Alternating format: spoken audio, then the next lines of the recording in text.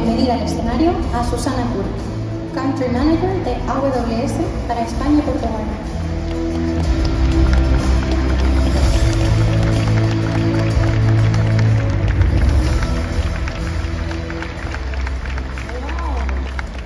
Eso es grande. Buenos días a todos y muy bienvenidos al 9º AWS Madrid Summit.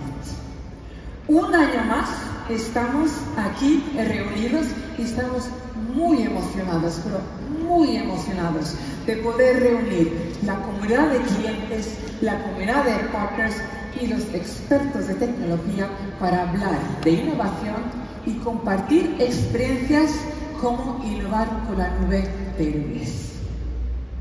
Pero para empezar quiero daros una gran noticia. Diana me acaba de comunicar que estamos ante el summit más grande de la historia de España, así que yo creo que nos merecemos un aplauso, ¿no?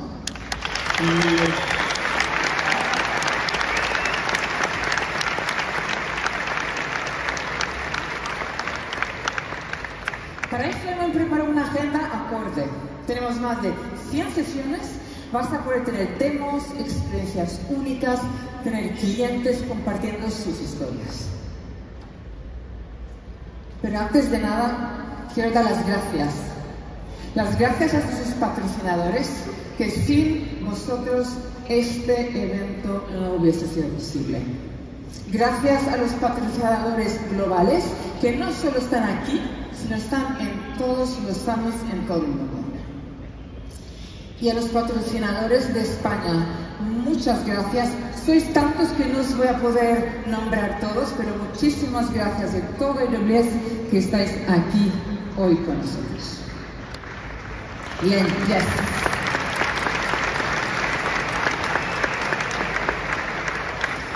Ya sabéis, no somos nadie sin nuestros clientes.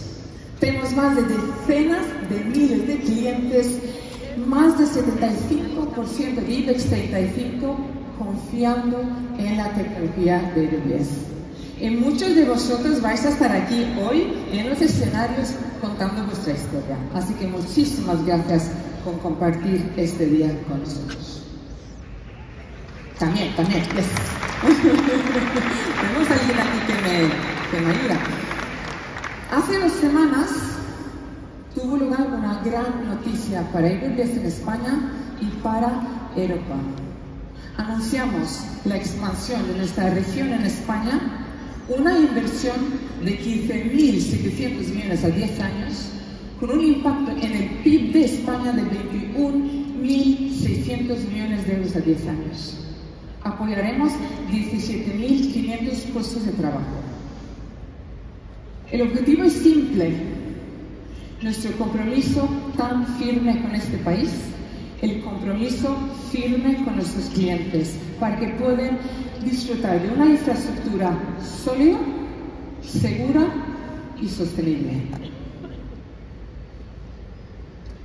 Hablando de sostenibilidad, AWS y Amazon tenemos un firme compromiso con la sostenibilidad. Estamos trabajando para hacer 0 emisiones de carbono en 2040, que son 10 años del Acuerdo en París, en todas nuestras operaciones. Para 2025 estamos trabajando para que todas nuestras operaciones funcionen con energía renovable. Y además, un compromiso fuerte con el agua. Tenemos un proyecto para que el agua que usemos en nuestros centros de datos, que devolvemos más agua a la comunidad de lo que usamos.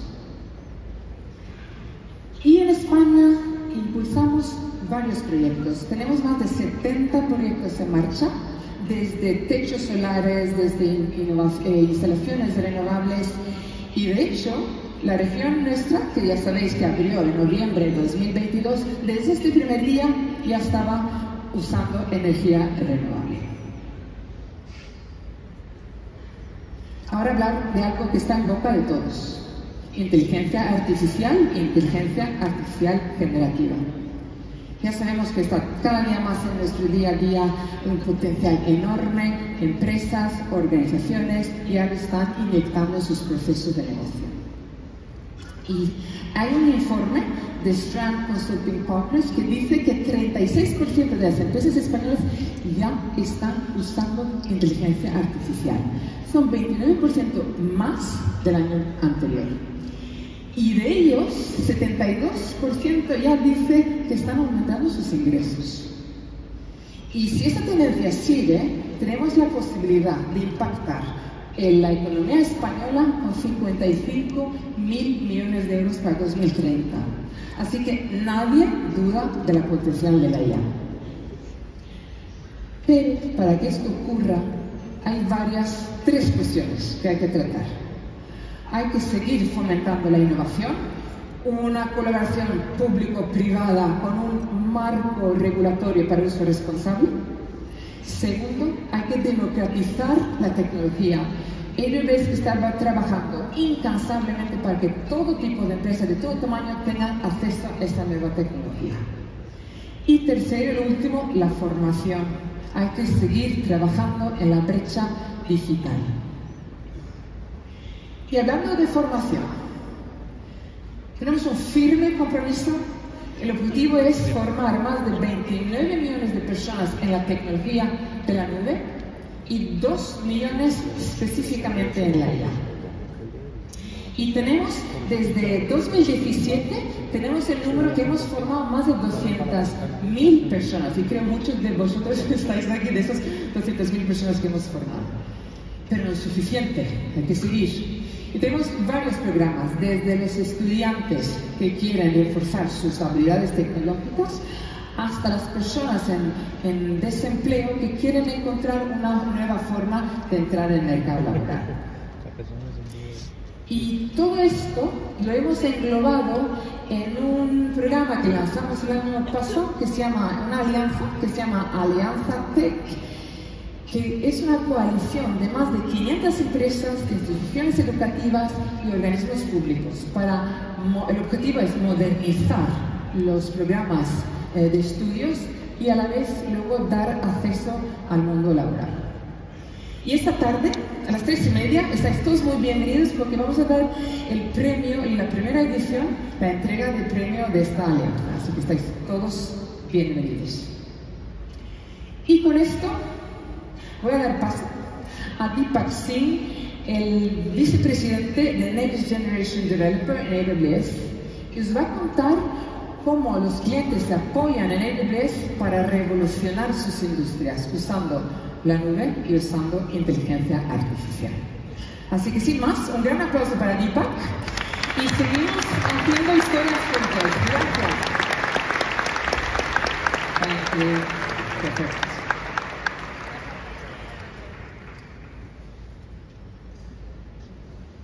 Wow, it is truly inspiring to hear about the massive amount of momentum here in Spain. Buenos dias, good morning. My name is Deepak Singh, and I'm the Vice President of Next Generation Developer Experience at AWS. My team makes tools for developers using the best that generative AI has to offer. I'm super excited to be here. But before I get going, congratulations to Real Madrid for winning the 15th Champions League.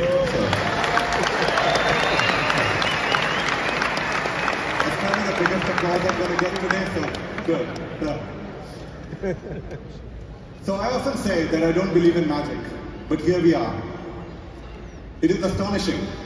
The projects and ideas taking place all around us were the stuff of dreams just a decade ago. Today, they're not just ideas, they are our reality, and all of it feels very, very magical.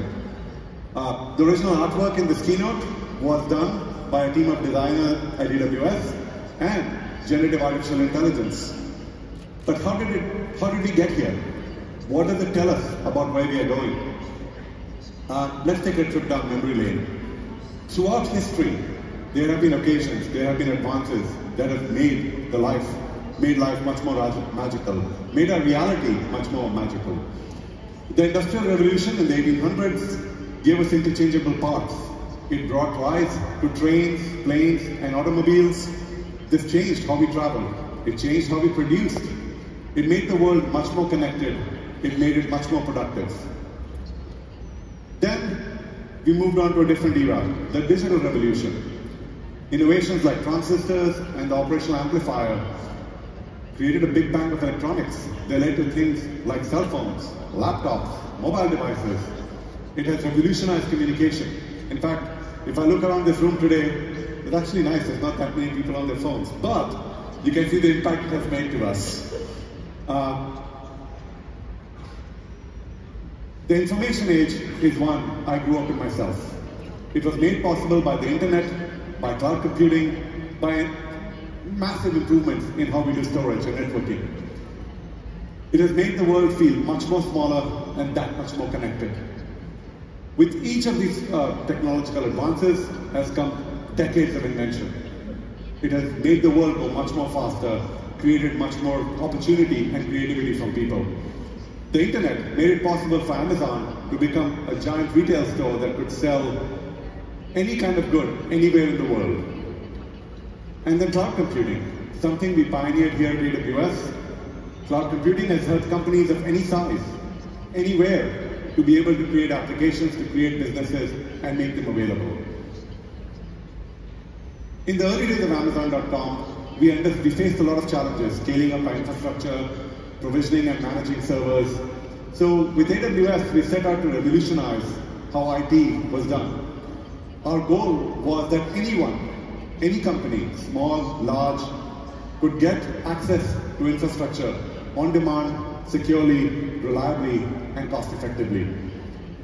With what we did in the cloud, what we pioneered was taking technologies that a lot of us were using in our data centers already, networking, storage, computing, databases, and make it programmable. We put it behind an API. We removed the need to manage infrastructure and data centers. We like to call it the muck. I still remember the day I launched my first EC2 instance. I was not at AWS at the time. It was 2006. And I was sitting in my couch and I launched 20 M1.small instances, for those of you who remember them. That felt very magical. Today, we continue innovating. We offer over 200 services in 33 regions all over the world. Each service is built to remove barriers to innovation. I ran the containers and serverless org for many years. AWS Lambda was built with this deep belief that we could take the challenge and the complexity of managing servers, of managing infrastructure, and take it away. We wanted people to focus on writing business logic, the things that made their applications useful. Server management, server scaling, server provisioning, all of that was muck that we wanted to manage on your behalf. Machine learning is everywhere. You'll hear it a lot today, you'll hear it a lot throughout this event, throughout the year. AI training is the norm today. Every week, a larger, bigger model is created. To create these models, a lot of which are built on AWS, you need tremendous computing power and very advanced networking infrastructure. At AWS, we have built things like the scalable, reliable datagram and the Elastic Fabric adapter, network innovations that allow you to run large-scale training models, to build these models with all the benefits of EC2, scalability, elasticity, the low cost, without any of the complexity, the operational challenges, and the massive cost of very dedicated supercomputing interconnects. This technology that we've built in this era has changed the world. It's made it possible to deliver new experiences. And a great example of that is Netflix. Netflix changed the way we experience entertainment. Today, over 190 countries can get streams from Netflix running on AWS database storage and networking and compute infrastructure. Moderna was able to sequence the mRNA COVID vaccine in just 2 days. And in fact, they were able to package it up and do the clinical batch just 25 days later. That process usually takes years. And the cloud is setting us up to explore the next era. We are currently on the precipice of yet another tectonic shift in technology. It's a new era that brought forth by advancements in generative artificial intelligence.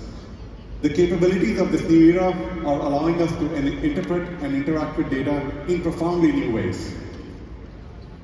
As builders, generative AI is giving us a new software component, the ability to build deep reasoning into our applications, something that excites me a lot. It stands to completely revolutionize the way we approach some of the world's biggest, most hairy challenges across nearly every industry. And we are already seeing the impact. I like travel a lot. I'm here from Seattle, here in Madrid. And I'm always on the lookout for great places to meet, places I can go and take photographs. Lonely Planet has been guiding travelers for nearly 50 years. They're developing a generative AI tool on AWS to help people plan visits, to get incredible experiences, to customize the itineraries. They are doing that today with Anthropic's Claude model on Amazon Bedrock, and they're seeing the cost of itinerary generation go down by 80%. We are also seeing customers apply this to some of the world's hardest problems. I started my career as a bioinformatician at a small startup where my job was working with algorithms to do protein structure prediction. OpenFold is a non-profit consortium, and they develop free and open tools to solve hard biological problems. They have built groundbreaking AI models that combine LLMs and protein sequence and structural data to be able to generate these models at very, very large scale. Their models are 4 to 10 times faster than technologies that existed before that. They have the potential to revolutionize large-scale drug screening and creating drugs. The OpenFold Consortium, working with AWS, has made these tools widely accessible for free to anyone. So I think AI has an absolutely huge future in biology. And it was actually because of early successes in this space that I became a believer and excited by generative AI. Every technological advancement that I've talked about has brought substantial improvements to the world around us. And with AI, we expect the same. It's not just about making tasks more efficient. We are able to automate complex jobs that used to need human thinking and reasoning. And I think this is something I'd like to leave here, is this ability to add that reasoning that is going to make this technological shift that much more interesting. At AWS, our goal is to break through technology barriers to make generative AI accessible to everybody. And we like to do it just the way we've always done, to build cutting-edge technology, make it easy to consume, to scale, and to deploy. To make what you're building indistinguishable from magic. An example here in Spain is Adevinta, and here to tell us more about how they've harnessed the power of AWS to innovate rapidly, to meet the fast-paced business needs, while transforming the customer's experience. Please welcome Albert Salares, Global VP of Engineering at Adevinta.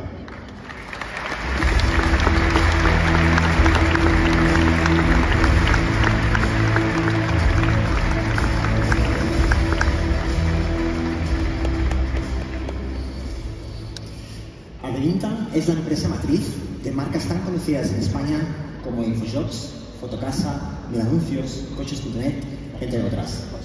En Adevinta somos 5.200 empleados, operamos en 10 países y tenemos unos 120 millones de usuarios únicos al mes, que son más de los que tiene Twitter o TikTok en toda Europa. El 25 de noviembre de 2015 estaba en un vuelo camino a Noruega. Cuando aterricé, quité el modo avión y vi que había recibido varias llamadas perdidas de mi CEO que me decían: Albert, llámame urgentemente, nos atacan unos hackers rusos.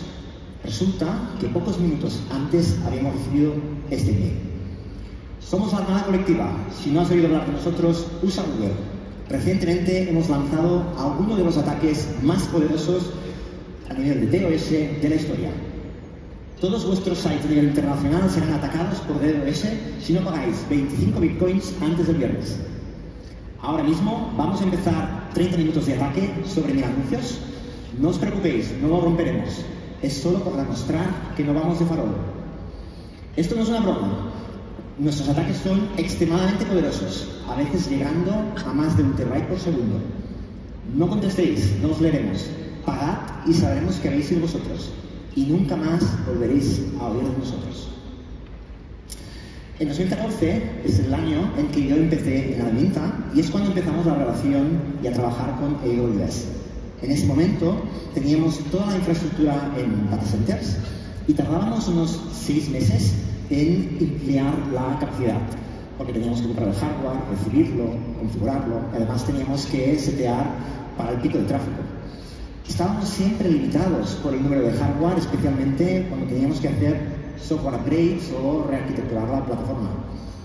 Y teníamos también problemas culturales. Había una gran distancia entre el equipo de infraestructura y el equipo de desarrollo.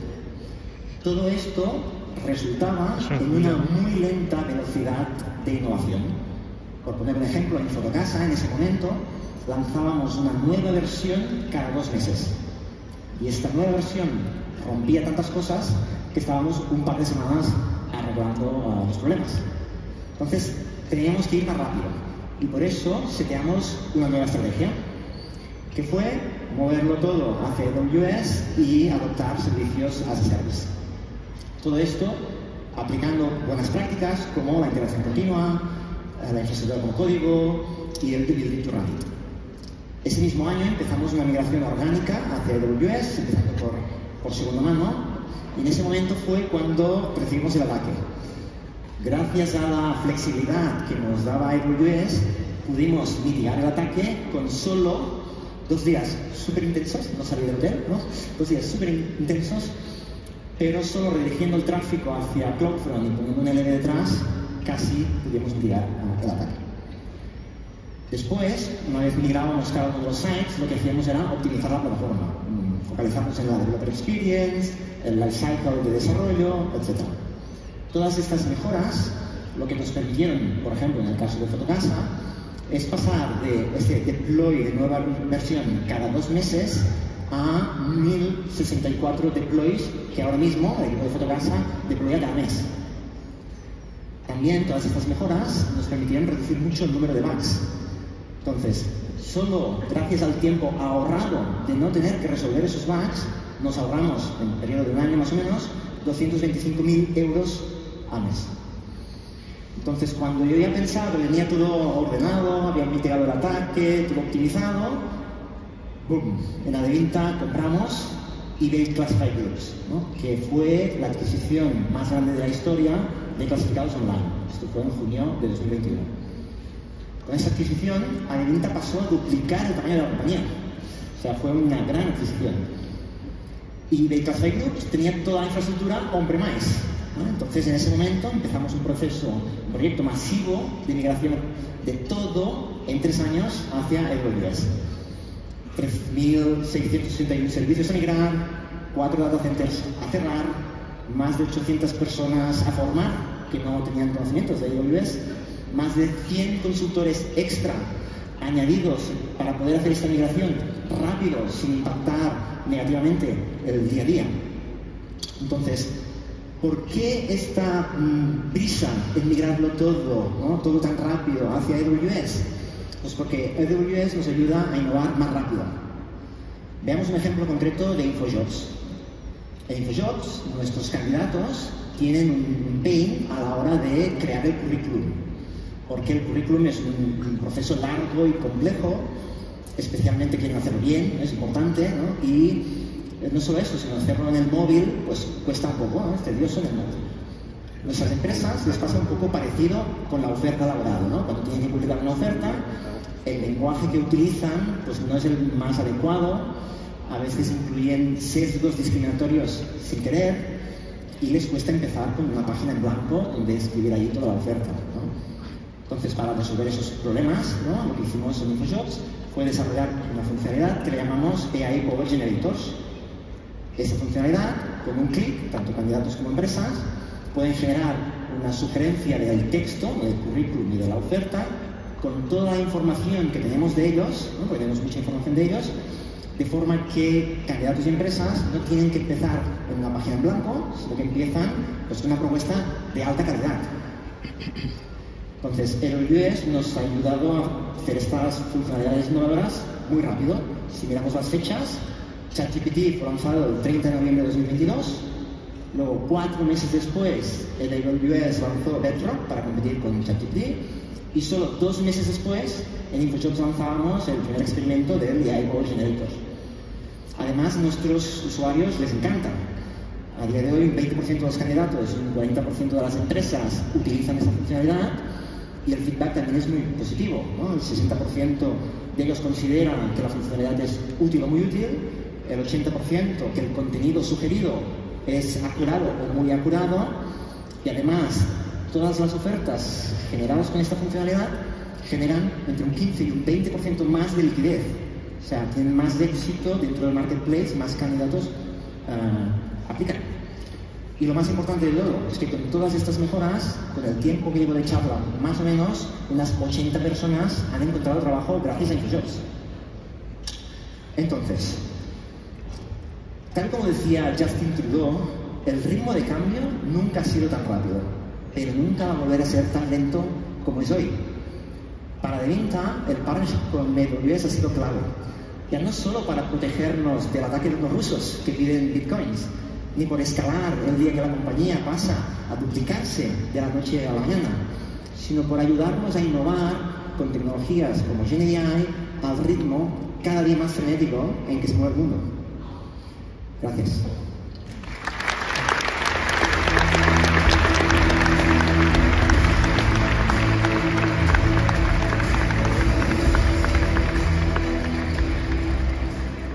Thank you, Albert.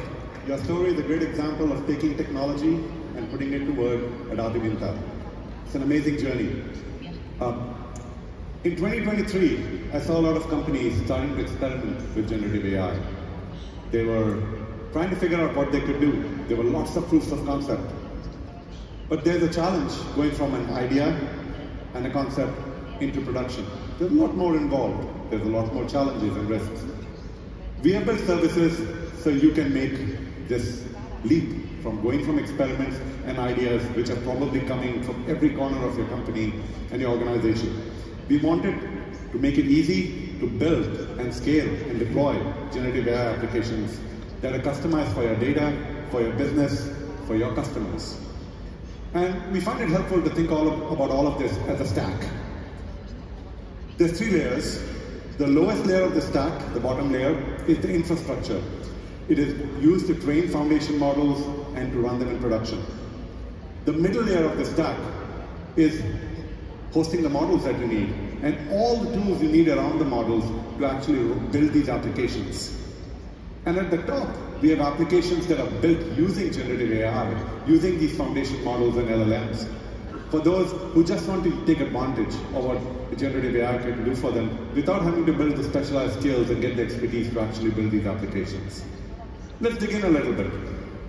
So with these models, there's 2 types of workloads. There's training, where you're taking your data and building the actual models. You're trying to improve them, you're learning patterns. And inference is taking all these models and then applying them to generate output. The output could be text, it could be images, it could be video. So many of you may not engage with this low layer of the stack, but everything that we do in this foundational layer actually has an impact on everything above that. So you have tools like SageMaker. SageMaker makes it easy for customers to build and train models. Some of the largest models in the world are trained on SageMaker, and it has tools and workflows for the entire life cycle. These workflows also consume massive amounts of computing power.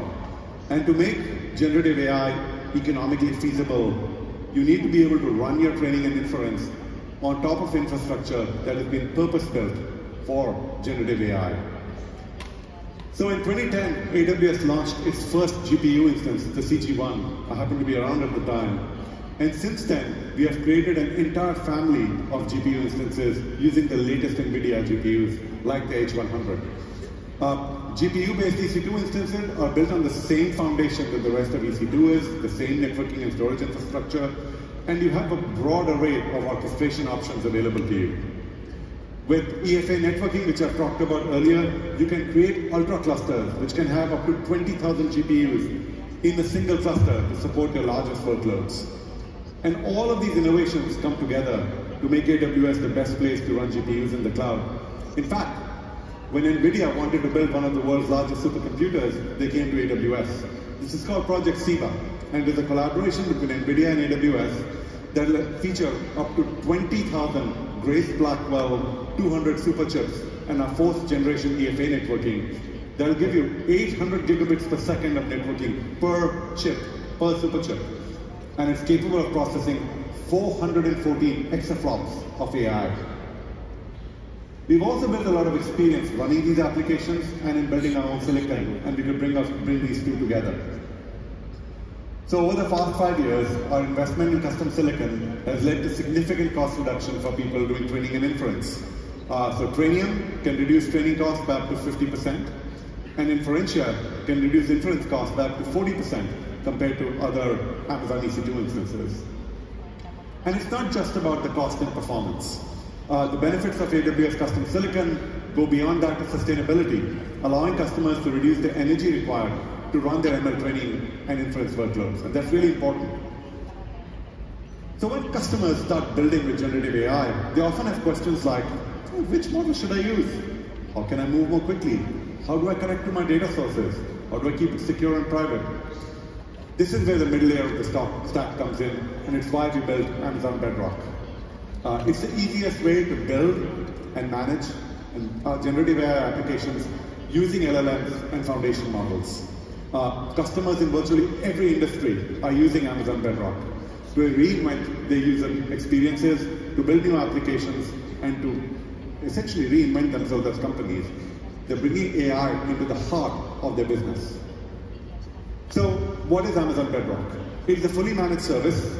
At its core, it provides you choice. It gives you access to foundation models from companies like AI21 Labs, Anthropic, Cohere, Meta, Stability AI, and Amazon, all with a single API.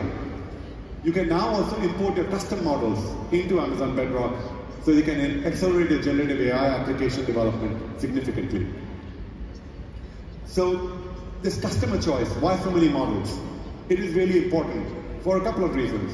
One, every new week a new model comes out. The amount of innovation in model building is probably not peaked yet. So you want a system that allows you to go from one model to the next as these models comes out. And what we have found that as our customers and AWS teams build applications using generative AI, they often end up using 2 or more models. I've heard of applications that use 6, 7, 8 models in the same application. So you need this flexibility to use different models at different times for the right use case. And Bedrock has you covered. It's such a foundational, fundamental capability of Bedrock. And once you've chosen your model, you have to build these applications. And there's a lot that comes with it. And one of the things that comes with it is the ability to have these applications be trustworthy and to run them in a safe, responsible way. And that's our guiding star as a company. The same capabilities that make generative AI such a powerful tool, so promising, can be misused. And that's why we built Bedrock Guardrails. Bedrock Guardrails allow you to promote interactions between you and your users while bringing in a set of rules that you can bring in that are relevant to your company, to your needs, to the needs of your customers. So you can build these generative AI applications and make them available to your customers responsibly. And another critical component of building these Gen AI applications, other than the models and the ability to build these guardrails and do this responsibly, is your data. Your data is the heart of your business. It's your differentiator. To make the most of your data has to be up to date, it has to be clean, it has to be accurate, it has to be discoverable, and it has to be available, no matter where it exists. So obviously, the first thing you have to do with your data is move it to the cloud. One customer that really understands the power of their data is Adobe. Let's take a look. Sorry, we're picking up your bracelets on the mic. You could Gen AI them. For decades at Adobe, we've been pushing technology to help creative professionals create content. The pace of innovation right now is really high. AWS has been instrumental in helping us scale up to meet our needs. Firefly is our family of foundational generative models. We've built our training and inference infrastructure on top of Amazon EC2 and Amazon S3. We use EFA technology for fast machine-to-machine communication and fleets NVIDIA P4, P5 that enable us to train large models very fast. Generative AI is an ingredient in a creator's creative process. Creators can ideate with this new generative technology and take that further within the applications that they use. And doing all of those things in seconds. More than 5 billion images have been generated in the last 11 months. We wouldn't have been able to navigate the growth without the help from AWS. And there's so much more to come, expanding our family of foundational models and maturing those capabilities. That's the future, embracing this rapid innovation. It's a new digital literacy. It's required for any company these days. Can't wait to see what our customers are going to do with that. It's super inspiring to see what Adobe is doing with Firefly. I'm a heavy user of Lightroom, and over the last few months, Adobe has brought Firefly capabilities like generative remove and blur into Lightroom, and I can't wait for them to bring even more on. Over the last 15 years, I've spent a ton of time helping customers through digital transformations to move into the cloud as they do so. And the key to every transformation is data. Any modern business, in the end, is a data business. Today, we are having that same conversation. What does data mean for generative AI? So across all types of use cases, we have found that a strong data foundation, which includes a comprehensive integrated set of services, tools to govern your data across the end-to-end workflow, all of these are super important, and they're just as important for your generative AI applications. In fact, one way to think of generative AI apps is just another application on top of your data infrastructure. That means you want to plug in your existing data sources, your S3 data lakes, your operational databases, all of these, and you want to be able to use the same data building blocks that you're already familiar with. You don't want to learn just everything from scratch again. That's your high quality enterprise data that you can customize for your generative AI applications. Amazon Bedrock also, in addition to all the things we have talked about already, offers you a complete set of capabilities that help you bring your data and make it useful for your Gen AI applications. Capabilities like fine-tuning and retrieval augmented generation are very important, and they are just built into Bedrock. You can also build agents with Bedrock that allow you to bring your existing APIs and services and your data and combine them as you're building these applications. At today's summit, you will hear many examples of how you can do so with all the different methods of bringing your data into generative AI. And later, I'll show you a simple example of how you can build RAG and implement RAG with Bedrock. You've heard a lot of people at AWS say this, and we really mean it. Data security and privacy is our most important priority. It is in our DNA. It is built into the fabric of how we build and operate our services, including Bedrock. So for example, in Bedrock, your data is never used for training. When you are creating a custom model, when you fine-tune it, we take that model and make a copy that's available just to you in your VPC. You have end-to-end encryption for your data transmission throughout the AWS, throughout the AI lifecycle. And with Bedrock, you can even meet the strictest compliance regimes. Just examples are GDPR and HIPAA. Our goal in the end is to make generative AI accessible. We want everybody to be able to build generative AI applications in a very straightforward way. So what do you need for that? You need the same types of APIs, SDKs, user interfaces, and security capabilities that you use to with any AWS service. Just like S3, just like EC2, just like RDS, you have enterprise-grade features that help make your data secure. So you can use CloudTrail logs, you have that identity and access management built throughout the fabric of Bedrock, data perimeters, all of them are there. You expect them, and we built them. Many of you have used AWS services, you just heard a great example, to modernize and evolve your enterprise systems for a lot of time. You can now use generative AI on AWS to have the same transformative effect. Our next speaker is here to talk about the importance of data management in the healthcare industry and how they've used AWS to improve their services and continue to innovate on behalf of their patients and their customers. Please welcome to the stage Jose Luis Ruiz, Chief Information Officer of Sanitas and Bupa.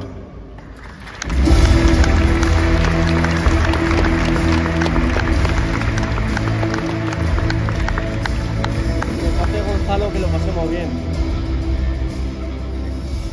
Buenos días, buenos días. Un año de CIO nada más, pero llevo muchos años trabajando en tecnología y he estado ahí en estas conferencias pues muchos años.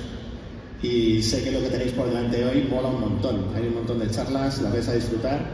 Más allá de la keynote, creo que es una conferencia para gozarla. Pero sí quería compartir, antes de empezar con la charla, una reflexión personal que le hacía yo ayer a mi mujer por la noche, después de hacer el ensayo aquí. Quizás, como hay mucha gente joven, no todos me vais a entender, pero yo le dije, cariño, hoy va a ser lo más cerca que yo pueda estar de Emilio Aragón en 10 noche. Así que me he traído las tapas blancas. Así que, sanitas. Sí, os podéis reír, ¿eh? Yo creo que no tengo que explicaros qué es Sanitas, porque creo que todos los conocéis. Ahí tenéis algunos datos de la dimensión que tenemos, pero os voy a dar un dato que no aparece ahí, que probablemente no conozcáis, y es que somos una empresa, en realidad somos una empresa desde el año 88 inglesa, formamos parte de una multinacional inglesa. Ahí están los datos de nuestra dimensión, y para mí lo que realmente hace diferente a Sanitas, más allá de los datos, son dos cosas.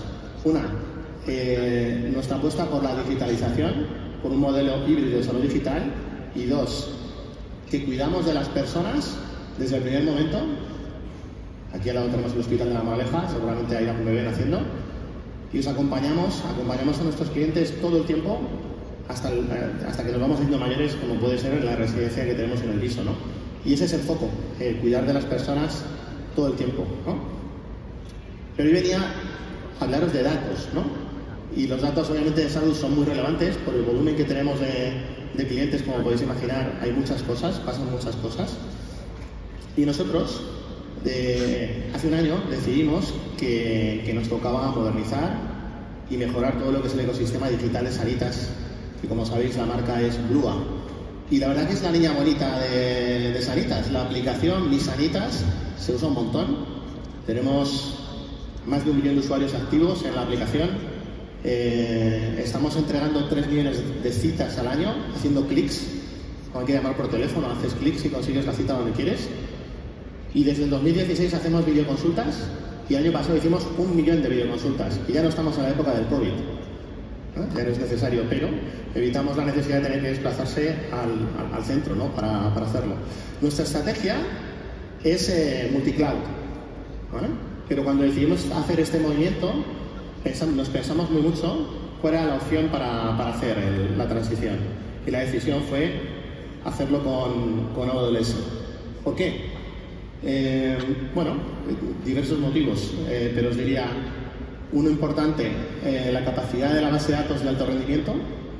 En nuestro stack de referencia al que vamos usa PostgreSQL, y nos encontramos en Aurora algo que era capaz de soportar la carga que asumíamos en las aplicaciones digitales, y además capacidad de escalado, ¿no? Y ahí están pues, 30 soluciones digitales diferentes, videoconsultas, Mi Sanitas. Pero cuando pensamos en cómo hacerlo o dónde hacerlo, no solo pensamos en razones técnicas, también pensamos en razones de país. Y el hecho de que AWS estuviera apostando por el país y estuviera viendo una región en Aragón también fue importante, ¿no? Bueno, como os podéis imaginar, fue un proyecto de esos que subes al comité de dirección y dices, oye, voy a mover todo el ecosistema de aplicaciones, y te dicen dos cosas. Oye, no rompas nada, que tenemos que seguir prestando servicio a los clientes. Y lo otro que te dicen es, ¿qué vamos a ganar con esto, no? Y en el que vamos a ganar con esto, el CEO cuenta aspectos tecnológicos, se habla de la base de datos, pero también incluimos en este proceso una migración a Kubernetes, porque es verdad que teníamos aplicaciones en contenedores, pero no teníamos el orquestado en Kubernetes. Y luego lo otro que les dije es que va a funcionar mejor, vamos a tener mejoras en rendimiento, vamos a tener mejoras en escalabilidad. Y nos pusimos manos a la obra y las obtuvimos, la verdad es que las obtuvimos. Mejoras en rendimiento, pues ahora entramos en la aplicación un 40% más rápido. Ahora la videoconsulta se abre un 30% más deprisa. Ahora somos capaces de duplicar el número de usuarios concurrentes que tenemos en las consultas digitales. Y la verdad que en nuestra aplicación, no sé cuántos de vosotros sois clientes de Sanitas, tiene muchas cosas. Se ha hablado de las citas, se ha hablado de la videoconsulta, pero en la aplicación de Sanitas os podéis hacer un video selfie para medir vuestras constantes vitales. Podéis recibir un servicio de fisioterapia digital empoderada o potenciada con inteligencia artificial, y no paramos de invertir.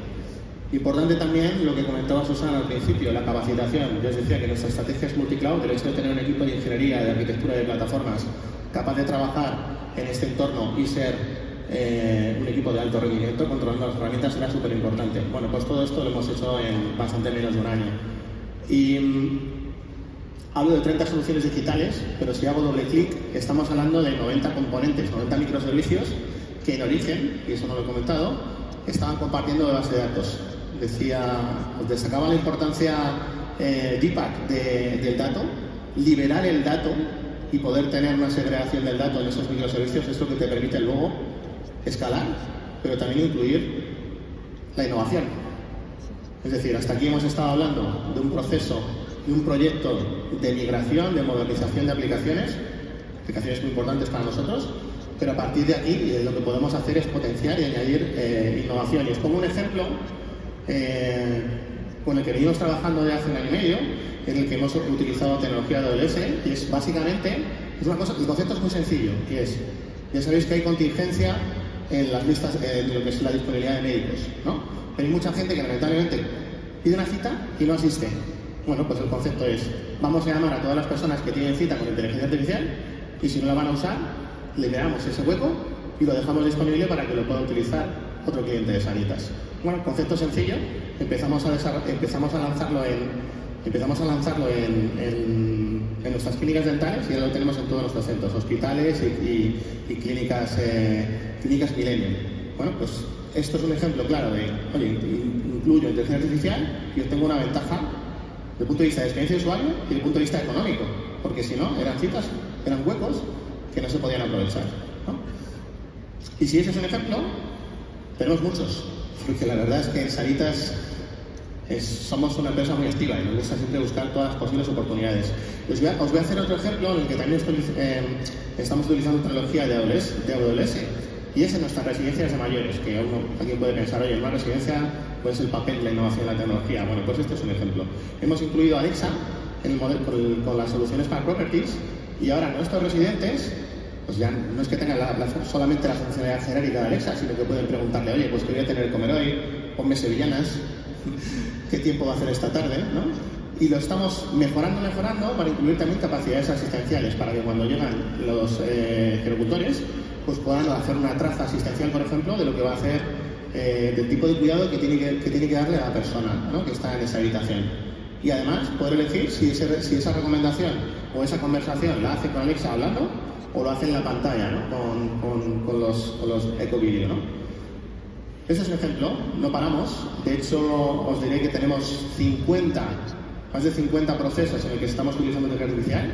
Estamos mirando con mucho cariño las posibilidades de Bedrock en el entorno asistencial, como por el ejemplo que veis ahí, para hacer un resumen de la historia clínica, y eso la verdad que ayuda también a los profesionales, a los médicos, ¿no?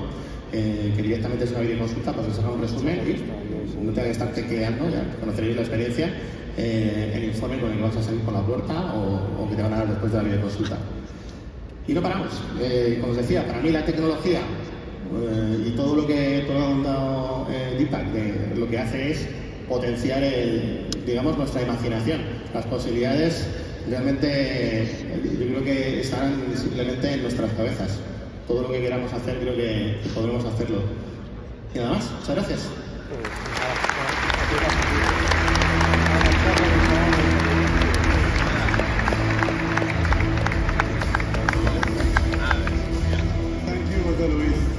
Sharing your experiences around innovation in the healthcare industry, leveraging not just AWS, but other Amazon companies as well, like the idea of Alexa's in there. I'm happy to see you take advantage of all the ways AWS offers to store and analyze data and the value you're getting from this, and especially how you're thinking about your future projects with Bedrock. Really inspiring. And actually, from both our speakers today and everyone that I've met here in Madrid over the last day, there's so much interesting stuff going on with AWS and with generative AI. It's fascinating. Many of our customers want to be able to take advantage of AI without having to become experts at building these applications with LLMs. They want to integrate their enterprise data into an AI application, and that lets them get all the advantages that they want, that generative AI with foundation models and LLMs gives them, very easily, without the need to build all this machine learning expertise. And for us, this is why we built Amazon Q, our generative AI-powered assistant for your business that you can tailor for your needs. Amazon Q is built with the same security and privacy in mind that we have for all AWS services. It makes it easier for you to use generative AI safely and put it to good use. Amazon Q has multiple areas of expertise to meet the needs of different users and roles across the business. There are different types of people, different types of tasks in the company, and we want to make all of them be able to benefit from AI. But I like developers, so I'm going to talk about Q Developer. This is very near and dear to my heart. So Amazon Q Developer can transform the way you build at every step of the development process. We want to put Amazon Q to work where you are using the tools that you use today. So let's say you are in the management console, or in the AWS documentation, or in an IDE that you like using, or in the AWS console, or even in Slack. We want you to benefit from Amazon Q. So let's take a look at how you can build using generative AI and Amazon Q. So let's take the advantage of a pharmaceutical company. I'm a developer at this company. We have a research team that does a ton of work around new drug discovery and biomarker discovery. They want to repurpose existing drugs. They want to be able to identify biomarkers in these drugs and build new ones. So one of the challenges that they have is there's a ton of research out there. So how do they identify new research that's relevant for them? They want to get high quality, relevant papers and be able to use those to take the next step. So they built a portal that's written in Java. The way they use this portal is they submit research papers into it, and they review that paper and decide if there's information in that they can use. But there's some challenges. Every document that they upload into this portal, you don't have the relevant metadata, you don't have summaries, you don't have easy tags for categorization, for research. So there's a lot of manual work, takes a lot of time, and it's tedious. We're going to fix that. We are going to see how generative AI can help us solve this problem. So one of the ways you can easily solve this is by creating a new Lambda function. This Lambda function will interact with Bedrock to summarize and add tags. Generative AI is really, really good for that. And append useful metadata to these documents. And then you can update this Java application, the portal, to call this Lambda function. So you are not an AI expert, but Bedrock makes it extremely easy to add Gen AI capabilities to any app because of the single API that Bedrock has.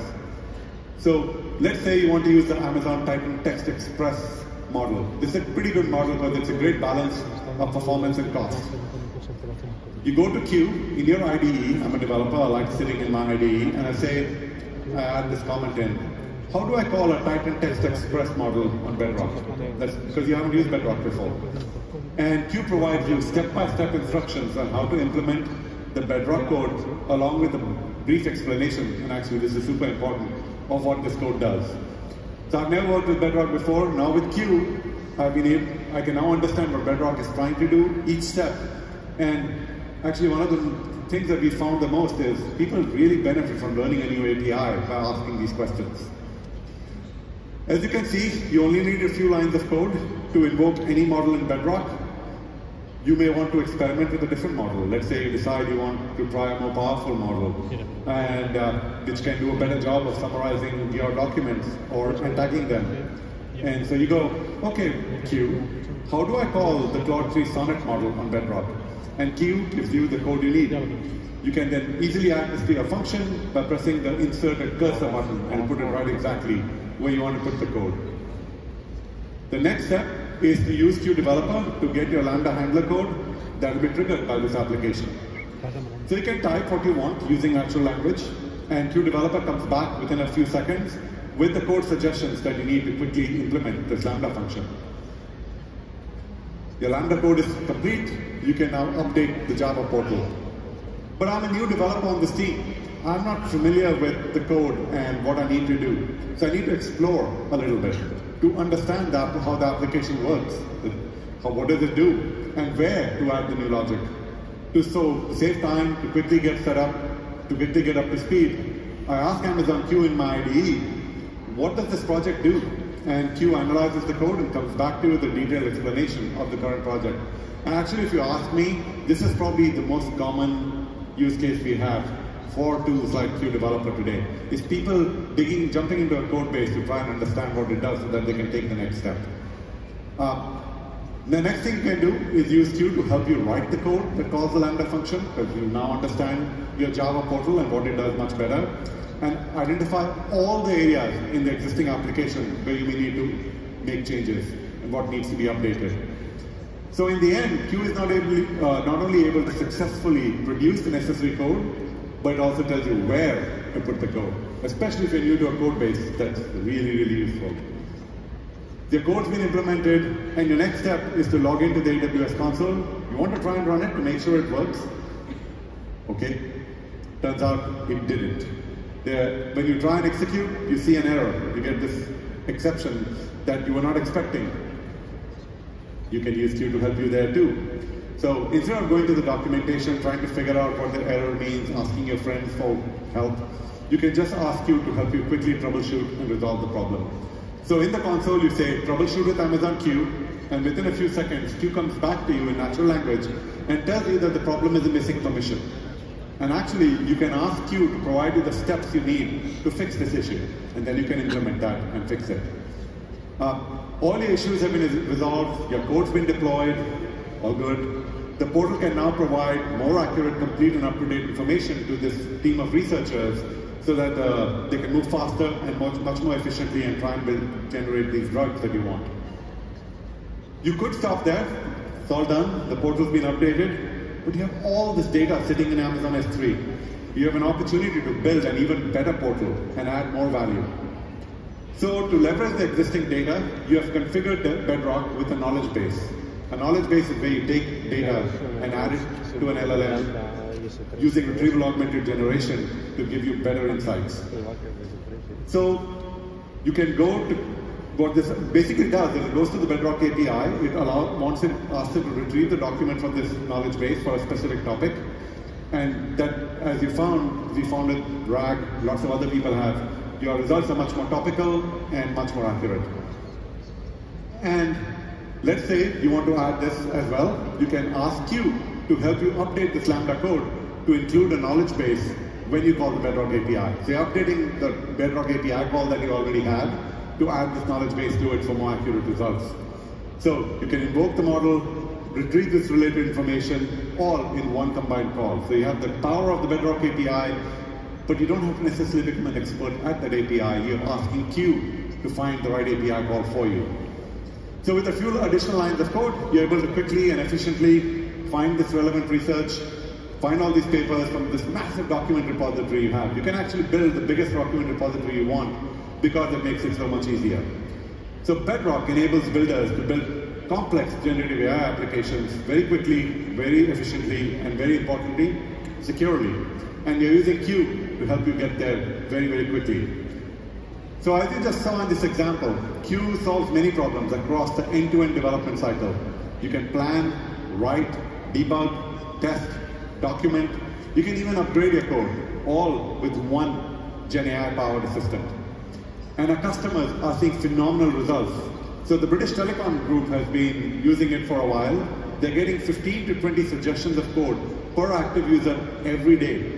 In the first 4 months that they used it, they generated over 100,000 lines of code and were able to automate about 12% of the tedious repetitive tasks that the developers did. So that's 100,000 lines of code that you didn't have to type out, 12% increase in automation.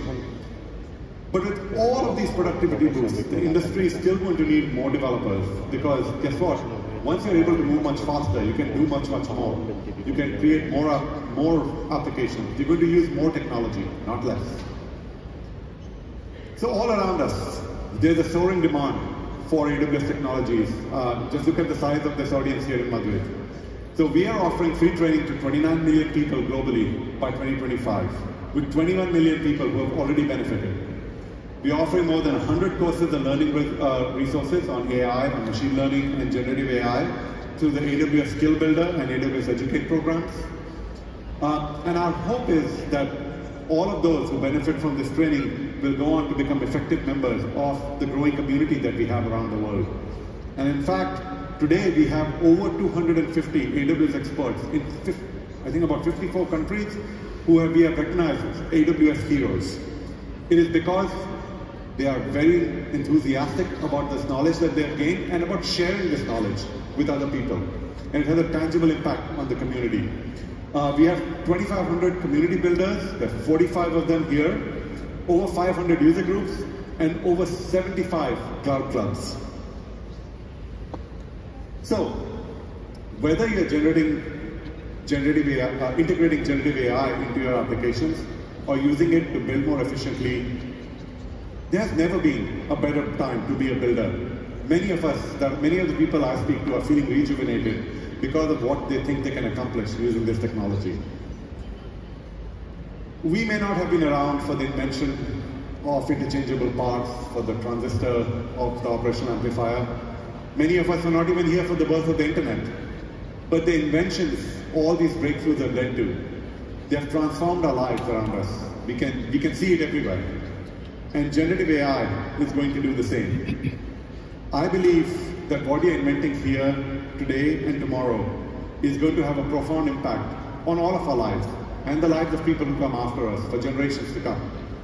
So please, while you're here at the summit, talk to each other, attend the lectures, learn about the tools, the solutions, the partners here who are here at AWS to reinvent your next application and your experience. I wanted to leave you with one question. What magic are all of you going to build? Thank you very much. Gracias. I look forward to seeing you all around the summit here in the